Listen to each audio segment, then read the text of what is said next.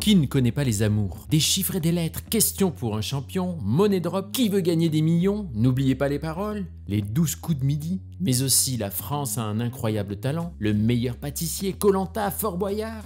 De 7 à 77 ans, voire plus, les jeux télévisés sont des rendez-vous incontournables du petit écran pour toute la famille. Divertissants, instructifs, captivants, ils s'invitent dans nos foyers aux heures de grandes écoutes et font la joie des aficionados du buzzer, des intellos, des warriors, des stratèges. En un mot, ils ne laissent personne indifférent. Mais connaissez-vous leurs véritables histoires? Qui sont ces cerveaux enflammés, capables d'imaginer des scénarios rocambolesques qui sauront tenir en haleine des millions de téléspectateurs? Comment écrit-on un scénario de jeu? Comment le produit-on? Qui sont celles et ceux qui vont travailler d'arrache-pied pour que l'imagination d'un scénariste tout seul, dans sa chambre, devienne un succès planétaire? Vous n'avez pas la réponse? Ne vous inquiétez pas. Nous allons vous éclairer. Écoutez cette série de podcasts initiée par la SAGE, la Société des auteurs de jeux, et plongez dans un univers mathématique, poétique et spectaculaire.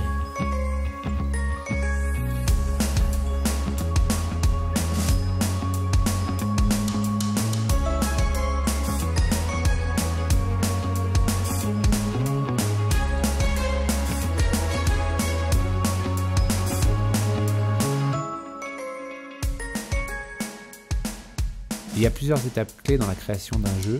Pour moi, ce qui est essentiel, c'est l'histoire du jeu qu'on va raconter. C'est où on emmène nos candidats et nos publics. Un jeu qui fonctionne s'appuie sur une mécanique qui est en général savamment pensée. Pour moi, un jeu, il faut un gagnant et un but, un prix. Après, j'ai envie de dire c'est libre. Commençons par le commencement. À l'origine, il y a l'auteur. L'auteur ou l'idée? L'idée fait-elle l'auteur? L'auteur est-il le seul pourvoyeur de l'idée? C'est la question de l'œuf ou de la poule. Mais là je m'égare. Commençons. À l'origine, il y a l'auteur. Mais qui est-il? Que fait-il? D'où vient-il? Aurélien Lipiansky, je suis président et fondateur de la société Touko, qui est une société de création et de production de jeux télé. Je suis joueur maladif et compulsif, mais je me soigne. Je crois que j'ai toujours voulu écrire des jeux, j'ai toujours joué depuis que je suis petit et il se trouve qu'en 2005, j'ai mon ami d'enfance qui m'a proposé d'essayer d'écrire un jeu télé. Et en fait, c'est comme ça que tout a commencé. Et c'est là où d'ailleurs on a créé notre propre société de création qui s'appelait Brainbox, qui était la première société qu'on a lancée et où on s'est dit bah tiens, on va essayer de créer des jeux parce qu'on adore ça. Delphine Plantive, directrice de la création et du développement chez ALP. Je suis une aventurière joueuse en quête de la prochaine idée. Alors, je suis devenue autrice de jeux un peu par hasard, puisque dans les années 2000, je regardais la télé comme tout le monde. Je travaillais sur une chaîne qui faisait du dessin animé, donc rien à voir. J'aimais raconter des histoires et Endemol, qui était à l'époque la boîte de prod qui produisait à peu près tous les gros programmes de la télé artienne, a proposé un concours de jeunes talents créatifs où il cherchait des gens qui n'avaient aucune expérience en télé, et ça tombait bien, mais qui avaient des idées. J'ai passé un process, on était je crois 1000 ou 2000 à avoir envoyé des dossiers, et c'est à l'époque un jury composé d'Alexia Laroche-Joubert, d'Arthur, de Stéphane Courby et de Carl Zéro qui avait choisi donc des jeunes talents créatifs. C'était un peu la Starac de la télé, et je me suis retrouvée à travailler 6 mois au service développement chez Endemol, et à travailler tout de suite sur la Star Academy, sur la ferme célébrité, sur la roue de la fortune, sur énormément de programmes et de programmes de jeux. Et c'est comme ça que naturellement, je me suis mise à imaginer, concevoir et adapter aussi beaucoup de jeux qui venaient de l'étranger. Jérôme Pichot, auteur besogneux, passionné. Je suis devenu auteur de jeux par travail, parce que je voulais vraiment faire ça, donc j'ai vraiment travaillé pour réussir à être auteur de jeux. J'ai beaucoup travaillé sur les formats, j'ai beaucoup étudié en fait ce qui se faisait à l'étranger pour comprendre les mécaniques, pour comprendre les petites astuces qu'on trouvait et qui faisaient le succès de certains jeux, et pour à partir de là essayer d'écrire et créer mes propres idées. Marc-Antoine Clairet, je suis directeur de la création et du développement chez WeMake et explorateur passionné à l'affût de la moindre nouveauté. Donc je viens de la campagne, j'ai fait une école de commerce et au moment de faire des stages, je me sentais pas de faire des stages en finance, en marketing et tout ça, je me suis dit qu'est-ce qui me passionne? La télévision, donc j'ai fait 3 stages en télévision, j'ai travaillé dans des boîtes qui s'appelaient Upside Télévision qui distribuaient le format Interville, notamment à l'international. Ensuite j'ai travaillé chez Fremantle, premier stage en développement. Et ensuite, j'ai eu la chance de faire le stage dont j'avais toujours rêvé, qui était un stage à la direction des jeux de TF1. Parce que moi, je suis un grand passionné de jeux, j'ai grandi avec les jeux télé, avec les grands jeux de Jacques-Antoine des années 90. Et à l'époque, sur ces 2 années-là, à TF1, il y a eu, j'ai travaillé sur 30 jeux qui étaient à l'antenne différents. Toutes les grosses marques, La Roue de la Fortune, Le Juste Prix, Apprendre ou à laisser, Qui veut gagner des millions, enfin, il y avait toutes les marques qu'on peut imaginer en jeu qui était dans ces années-là sur TF1. Et ensuite, j'ai eu l'opportunité de continuer à TF1, mais en fait, mon objectif, c'était plus de fabriquer, d'imaginer les émissions, plutôt que de prendre les décisions. Enfin, plutôt que de choisir ce qui allait à l'antenne ou pas. Donc j'ai adoré ces 2 années, mais j'avais envie de créer. Je m'appelle Benjamin Grammage, je suis concepteur de jeux depuis maintenant quasiment 12 ans. Je travaille principalement pour la télévision, je crée des jeux, surtout des épreuves, pour des jeux d'aventure ou pour de la télé-réalité. Donc j'ai démarré en 2007, j'étais assistant de production sur Koh-Lanta, donc chez ALP, c'était mon premier job. Et donc j'ai grandi un peu avec Koh-Lanta en tant qu'assistant de prod, donc à gérer tout sauf les jeux. Puis après j'ai débarqué sur Fort Boyard, où là j'ai démarré sur le brief des candidats, où je devais briefer les candidats sur les épreuves, et c'est là que j'ai eu un coup de foudre pour les jeux, où j'ai découvert ça, en tout cas les jeux en télé. À côté de ça, depuis 2005, j'étais animateur dans des villages de vacances, à l'UCPA, je ne sais pas si vous connaissez, et clairement, en tant qu'animateur, j'étais obligé tous les soirs de créer des jeux pour animer un public de 200 personnes. Donc j'ai toujours eu cette fibre en fait de jeu, de faire jouer les gens dans le sens de l'animation, dans le sens de donner vie, de créer des soirées, des émotions, des moments.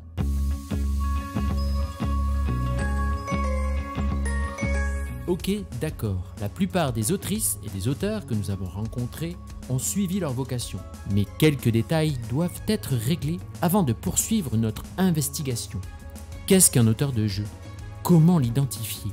Quelles sont les qualités essentielles pour prétendre à la fonction? Un auteur de jeu, c'est quelqu'un qui aime jouer déjà. Je pense que c'est la chose principale, il faut qu'il aime jouer. Il a envie de raconter des histoires aussi. Il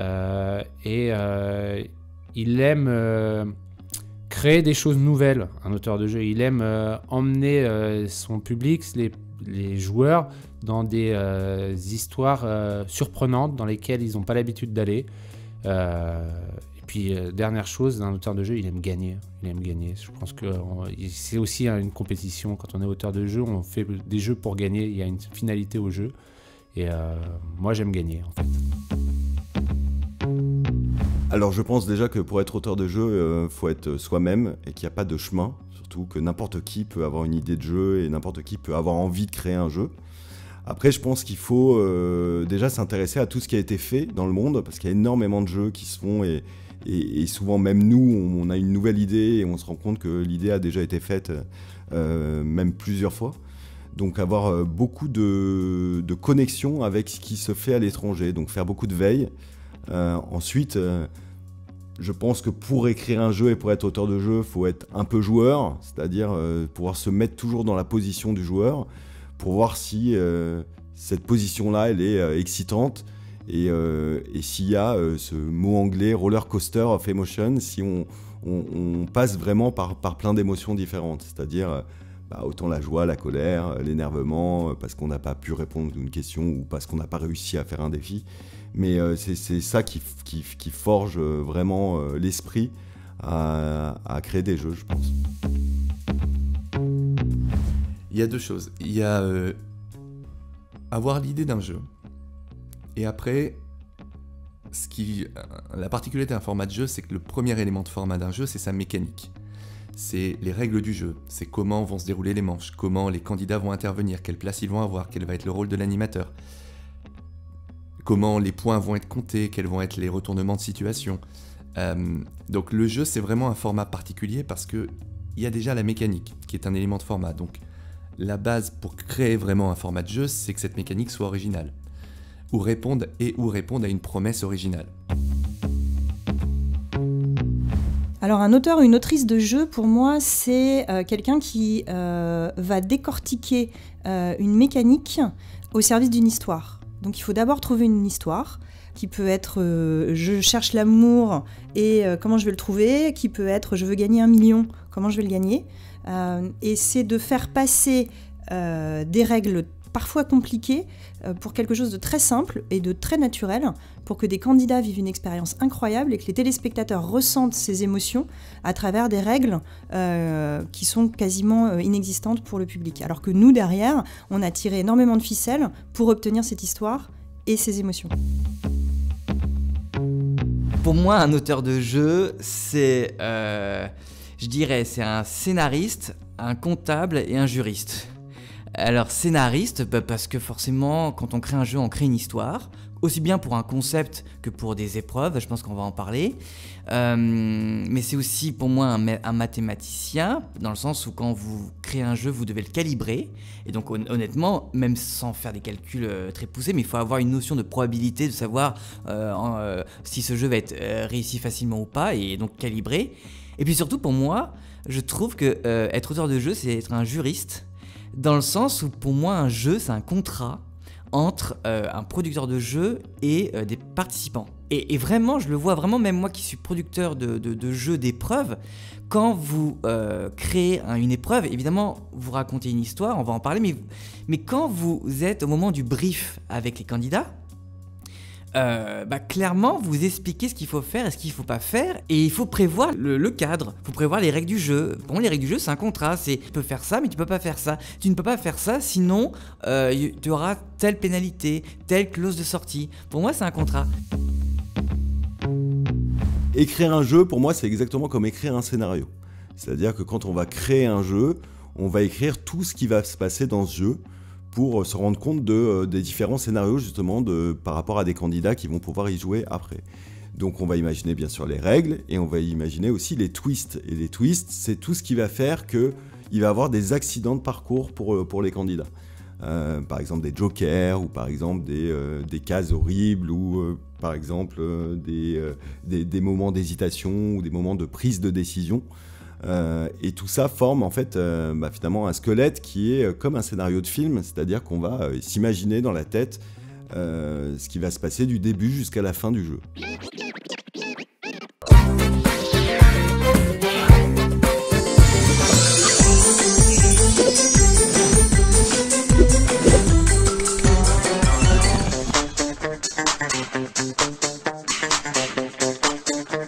Vous êtes le maillon faible, au revoir.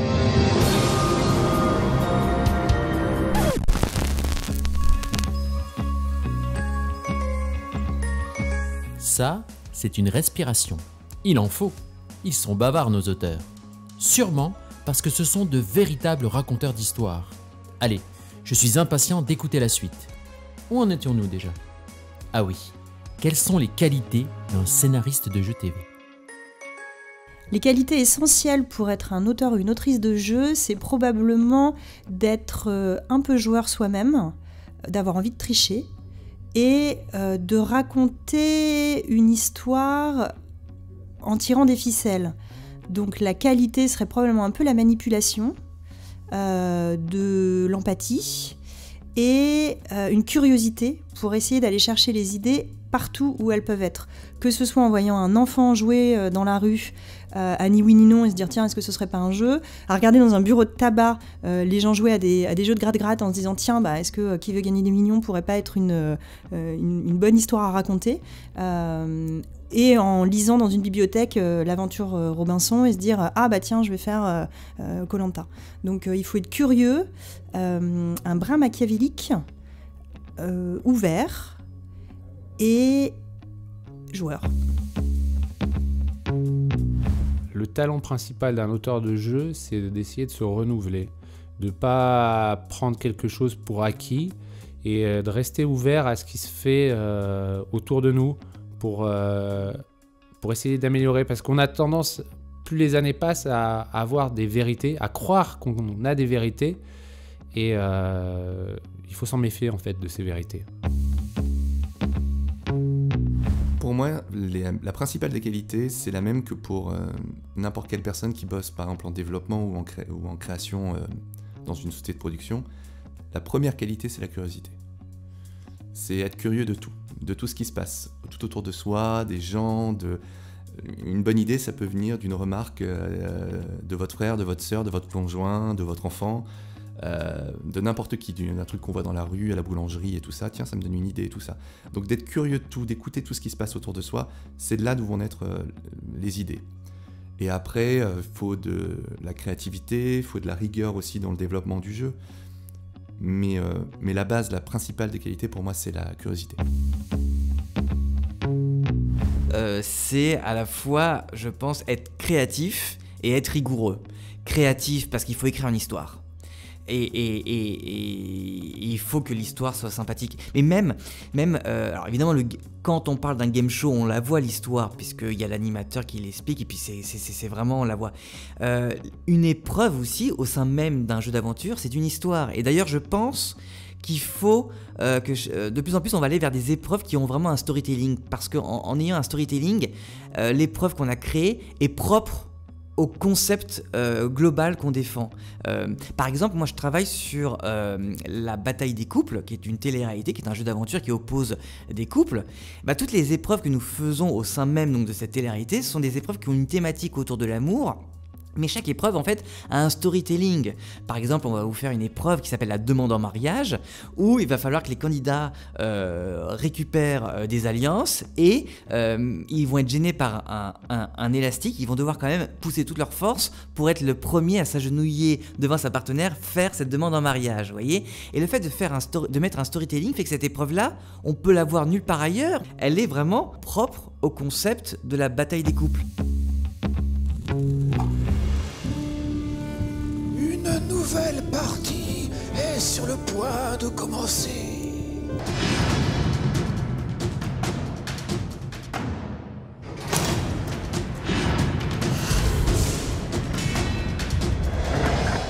Moi, j'ai grandi avec les jeux des années 90, les grands jeux d'aventure des années 90. C'était une année formidable pour les jeux. Il y avait de l'argent pour des primes comme Fort Boyard, comme la carte au trésor, la piste de Xapatan. Voilà. Moi, c'est tous ces grands jeux d'aventure par lesquels je suis rentré dans le domaine des jeux télé. Fort Boyard, c'est quand même une mécanique assez révolutionnaire à l'époque, un jeu qui s'inspire de Donjons et Dragons. Il n'y avait jamais eu ça avant. Il y a beaucoup d'auteurs de jeux qui m'ont influencé, bien évidemment, puisque quand on commence à s'intéresser aux jeux, on commence à s'intéresser aux personnes qui sont derrière ces jeux.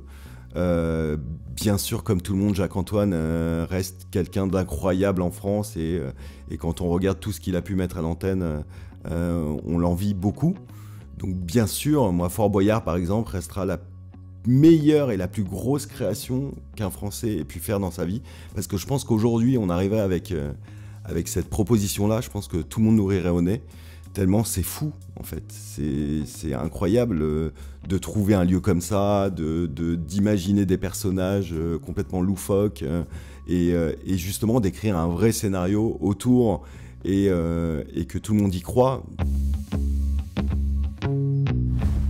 Travaillant principalement sur des jeux d'aventure, et ayant eu la chance de travailler pendant 9 ans sur 10 ans même sur Fort Boyard, clairement Jacques-Antoine a créé les jeux d'aventure et je ne peux être qu'admiratif. Jacques-Antoine nous a montré que en fait le lieu fait le jeu.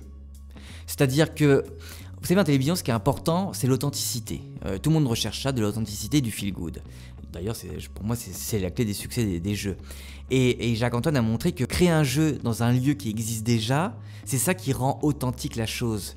Et le succès de Fort Boyard, c'est avant tout parce qu'on a créé un jeu d'aventure dans un fort en pleine mer. Et ça, c'est quand même exceptionnel.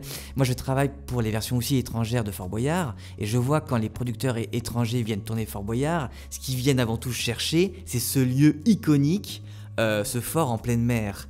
Et donc en fait, Jacques-Antoine, en créant ces jeux d'aventure, il nous a montré voilà, que le lieu fait le jeu. Et qu'on peut créer des jeux n'importe où, je trouve, pourvu que le jeu que l'endroit soit suffisamment énigmatique. Après, bien évidemment, John Demol reste une vraie référence de visionnaire. Je dirais pas que c'est un auteur de jeu, mais c'est un visionnaire. C'est quelqu'un qui s'imagine toujours la télé d'après. Dick Derick qui a inventé Deal or No Deal, Apprendre ou à laisser. Pour moi, c'est incroyable aussi parce que ça reste un jeu qui repose sur rien et je trouve ça extraordinaire quand on arrive à sortir ce genre de jeu qui vraiment ne repose sur rien. Il n'y a pas de question, il n'y a rien. Il y a soi-disant une intuition. Bon, voilà. Mais le jeu fonctionne super bien et c'est incroyable. Moi, dans les grands jeux, il y a un jeu que, quand j'étais plus jeune, je n'aimais pas. Parce qu'en fait, il est tellement simple en apparence, mais tellement compliqué en réalité à mettre en œuvre. C'est Apprendre ou à laisser.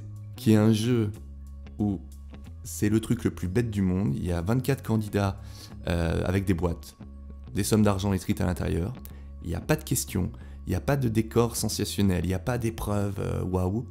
Et la mécanique du jeu fait que quand on tombait sur ce jeu, on restait accroché jusqu'au bout. Là, ça montre tout le travail d'écriture du jeu, parce que c'est un jeu qui a été beaucoup testé, beaucoup piloté avant d'arriver à l'antenne.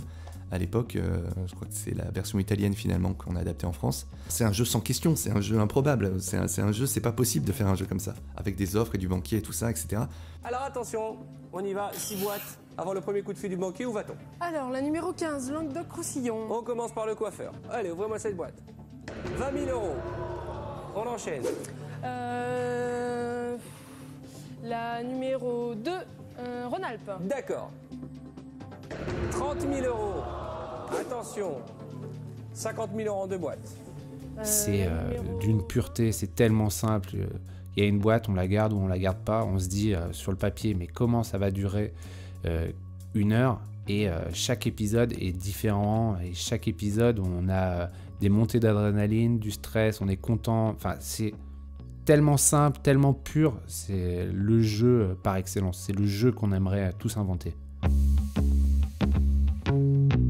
Il y a un scénario de jeu qui m'a vraiment étonnée, c'est quand le Loft est sorti, donc Big Brother. Parce que c'était un jeu qui n'en était pas un, mais en fait qui en était un parce qu'il y avait énormément de tiroirs, de mécaniques pour pouvoir obtenir des histoires. Et ça, j'avais jamais vu ça. C'est-à-dire que j'avais regardé, comme tout le monde, Jeopardy, que j'avais trouvé génial, parce qu'on devait chercher non pas la réponse, mais la question. Donc j'aimais cette mécanique à l'envers, je trouvais que c'était intéressant.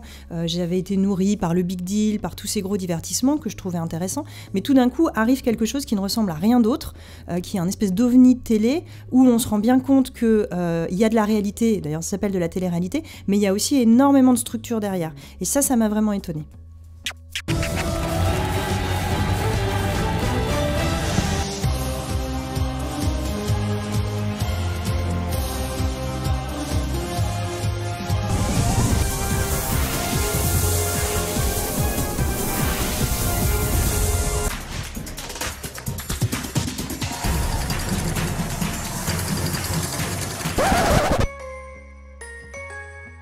Je pense qu'il est primordial d'avoir une culture de jeu pour être un bon auteur de jeu. Alors, je vais faire vieux con en disant ça, mais il y a plein de jeunes auteurs qui viennent me voir pour me présenter des jeux. Et en fait, il leur manque cette culture. Ils présentent plein de trucs qui existent déjà, qui ont déjà été faits. Et du coup, c'est dommage de refaire ce qui est déjà existant. Il faut faire du nouveau. Donc, pour faire du nouveau, il faut connaître son histoire pour savoir où on a envie d'aller après. Je pense qu'il vaut mieux avoir une certaine culture du jeu pour être auteur de jeu. Quel que soit le jeu en fait, un jeu vidéo, un jeu de société, un jeu télé, pour écrire du jeu, c'est mieux d'aimer ça et c'est mieux d'en avoir vu quelques-uns. Enfin d'en avoir vu même pas mal. Parce que il y a des éléments de mécanique qui reviennent, qui sont réguliers. La compétition dans laquelle on va avoir 12 candidats au départ, à chaque épisode on va en éliminer un et à la fin il n'y aura qu'un seul vainqueur. Parce que c'est le plus talentueux par exemple, on va tester un élément de talent. Ça, c'est une mécanique qui revient dans plein de thématiques, dans plein de sujets différents. Donc après, tout le défi, c'est de trouver une originalité, un territoire original, une façon de le faire original, mais il y a des mécaniques quand même, des structures qui reviennent régulièrement. Donc je pense qu'il faut être à minimum, connaître un minimum les jeux. Par mon travail, je reçois parfois des projets extérieurs, des idées qui viennent d'auteurs indépendants, et souvent les idées qui sont les plus intéressantes et les plus abouties, c'est des gens qui connaissent un peu les mécaniques. Souvent, qui ont déjà travaillé dans des développements de jeux, qui ont déjà travaillé en télévision. C'est pas forcément le cas, hein. Quelqu'un pourrait arriver qui n'a pas travaillé en télévision, mais il faut un minimum que cette personne regarde la télé. Je sais pas s'il est nécessaire d'avoir une culture du jeu, mais en tout cas de s'imprégner du jeu. C'est-à-dire que un jeu, pour qu'il fonctionne, il faut qu'il ait une mécanique ultra solide.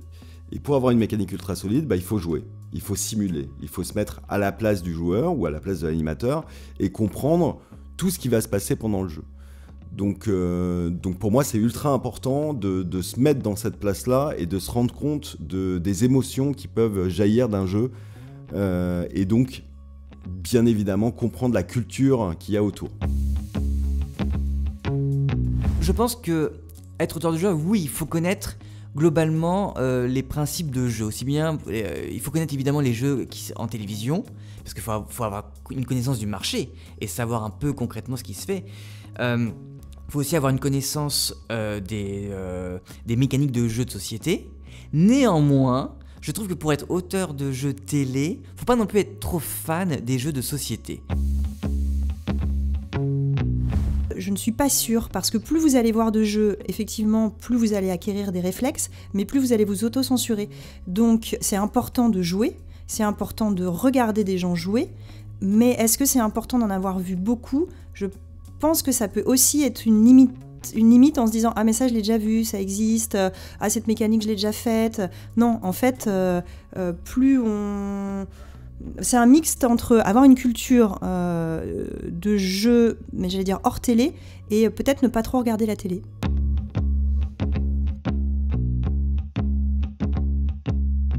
Voilà, nous arrivons à la fin de ce premier épisode. Je sais, avec des personnalités aussi passionnantes, ça passe vite. Mais ne soyez pas inquiets. Certains d'entre eux seront encore là pour la suite de cette investigation. Puisque vous le demandez, dans le prochain épisode, nous allons voir comment nos scénaristes de jeux se révèlent tout aussi talentueux que leurs confrères du cinéma pour vous faire vivre des aventures télévisuelles rocambolesques.